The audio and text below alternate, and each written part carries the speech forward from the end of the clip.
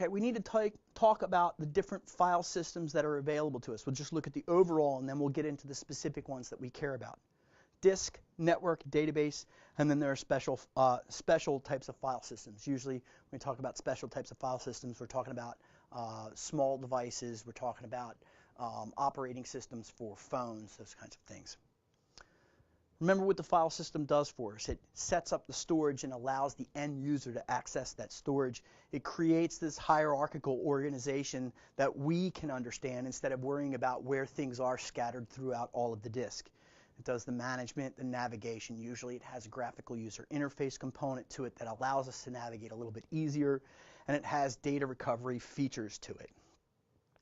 Okay, we really don't care about all the operating systems that are out there. When I read the EC Council's original courseware on this, they started talking about all the other operating systems that are out there, all the other file systems that are out there. And I went, whoa, what do we care about?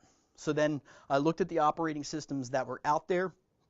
I looked at the ones that we actually care about that cover 90% of the market. And here they are. Now, you'll notice that there are 4 file systems, and then one of them sits off by itself, which is a CD-ROM and DVD. That file system is a little bit different because we have different types of media. We're dealing with optical media, and it's a little bit different. So we care about Windows. Remember, Windows, when we talk about that, we care about the different file allocation tables that are out there. That's FAT, and those are the different file systems that we have. FAT16 and FAT12 no longer used at this point. FAT12 was for floppy disk, even though they weren't floppy. FAT32 is what we see primarily today for end-user operating systems. The security on FAT32 is almost non-existent. NTFS, that's the one that we live and die by. By the way, the best place to go to deal with NTFS is ntfs.com, and it has an amazing amount of material on the file system and how to work with it. So what is NTFS? Well, New Technology File System. I think that's a backronym. I don't think that was the original concept of it, according to NT4. It is the operating system that Windows supports. It's the most robust with the permissions in it. It does fairly well to repair itself as it goes along, so it can skip over those bad sectors. When a bad sector is encountered where some of the operating system or the file system was set up, it actually has a way to route around that failure fairly successfully. It supports file level security, compression, and auditing. The auditing component is excellent when we're dealing with a commercial environment and we want to know file and object access and actually who's going in, and we set permissions and groups on that. We can be very granular about this. If organizations are too granular about it and they turn up auditing too loud, we'll create a denial of service against ourselves.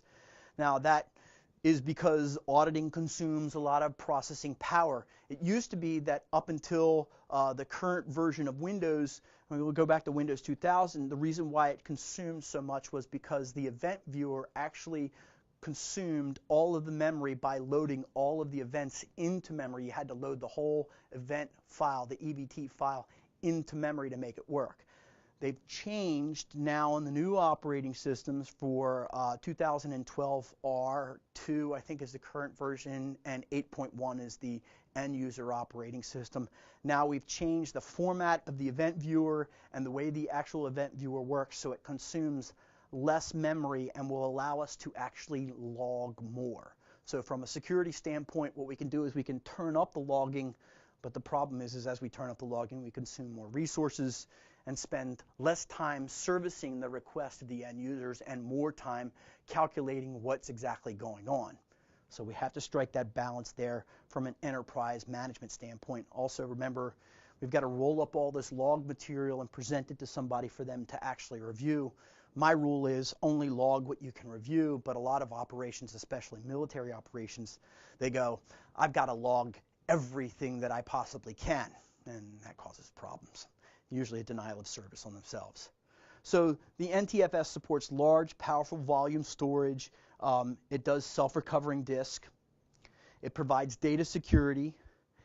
Note here that it uses 16-bit Unicode character sets for names of files and folders. So we can do almost the full Unicode character set that allows us to do alternate languages at the operating system permissions level, which is really elegant.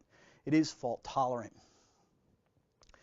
When we dig into NTFS, there is something called the master file table, the MFT, and this stores all the attributes regarding files. This is, for you as a forensics person, the master file table is a way to collect up information about the system that the end user is ignoring. It starts reaching into the concept of what is a readable and writable file. When the number of files on NTFS volume increases, the MFT increases. That's very different than file allocation tables. The MFT grows as it needs to.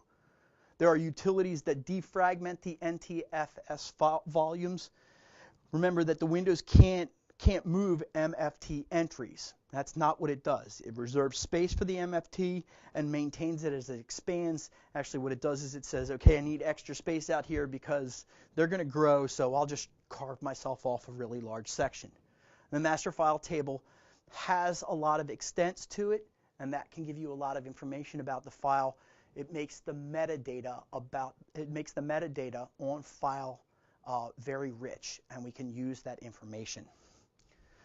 NTFS has data streams, and so data streams are a unique set of file attributes, and they can be created on an existing file, and the only way to see the data stream is to attach the file system and examine the MFT entries. So this is difficult for us to see these data streams.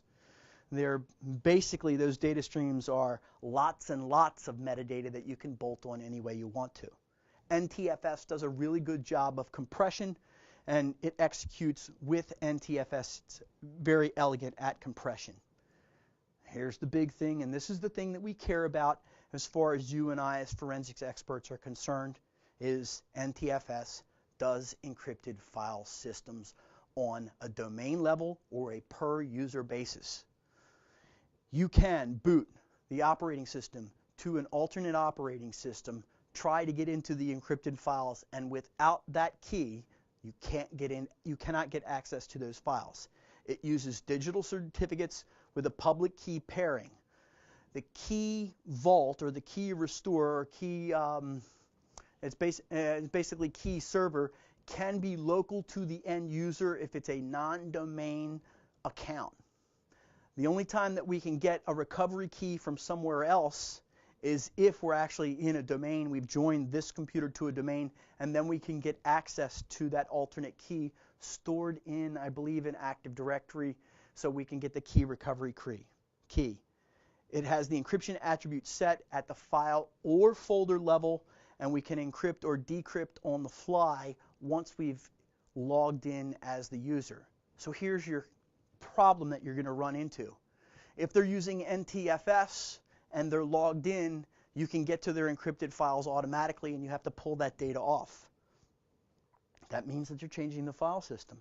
Is it valuable to pull those files before you drop the machine down to just a bunch of files on there? And I think the answer is yes. We want to collect up that information, especially if it's adversarial. So that's the NTFS encrypted file systems. We'll dig a little deeper into that in the next section.